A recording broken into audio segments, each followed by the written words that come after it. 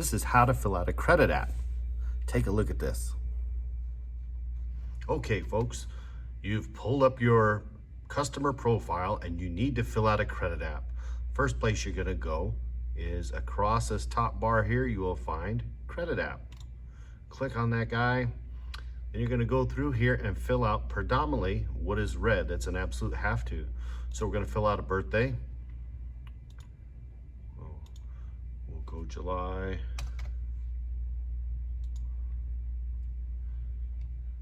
We'll pick a date here. All right, here you go. And we're gonna go, hey, if you notice, this customer's name was Herman Munster. Driver's license, if you're gonna fill out anything in driver's license, you need to fill that out 100% complete.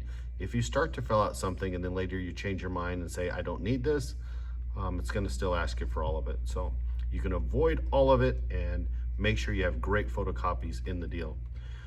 Cell phone, there's a phone number that we've got there. This is what we use to log the customer. If you notice, most people don't have a home phone number. If they do not have a home phone number, you need to put the cell phone number in that position as well. If they did have a home phone number, then great, fill it in. Work phone number. Customers need to have the explanation. A work phone number is a phone number that you can reach them at work, whether it be the bank or finance, somebody to verify employment. Many customers will say, oh, it's the same number. That's not really the case. They need to understand what it's for. So we'll put O'Reilly's work number in there for fun. All right. Then I have the customer's address in here that I actually put in when I logged them. If you didn't have it already, now would be the time to put it in there. Then you need to know how many years they've been there and how many months. All right, 2 years is the absolute minimum. And you can't leave a box open, empty, because that doesn't compute. So if it was exactly 2 years, I'd need to put a 0 in the months box. But this is the minimum. If you had less than 2 years, you would have to put the address that they had before that and as many as you need in order to cover at least 2 years.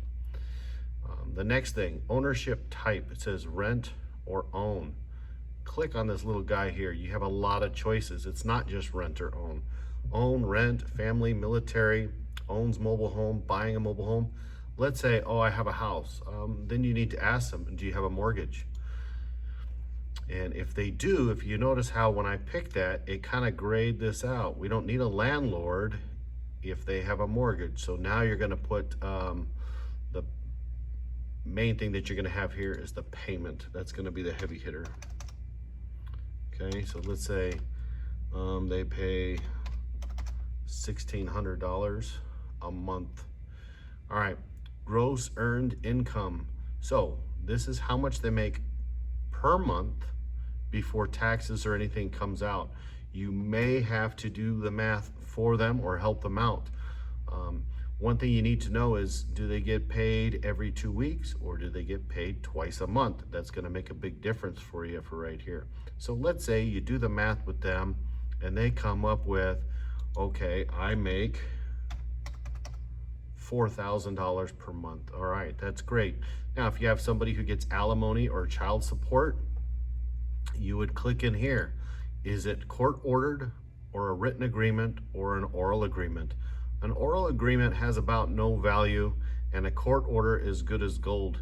So if it is a court order, you need to put that in there and then put the dollar amount. That's all legitimate income.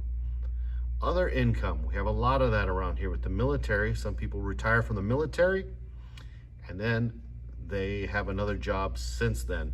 So then you would put whatever that description is, and then you would put how much they make per month there.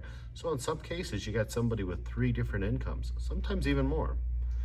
All right, then you're gonna jump down to employment status, full-time, part-time, retired, whatever it is here. Pick whatever is gonna work for you, and then the employer name is gonna go in here. Once again, the work number is gonna go in here and it needs to match the work number up top, okay? All right, we'll put that in. Now, once again, just like residence, employer, You need to know how long, and it needs to be a minimum of 2 years. Okay. And then occupation, you need to put what their position is. Beware if you have somebody who's a business owner, sometimes it's nice to be able to put them as the manager, because most small business owners manage the business also. It's also a little bit easier for gathering information because banks like to know everything if they're just the owner. All right, so occupation. Let's say he's a manager.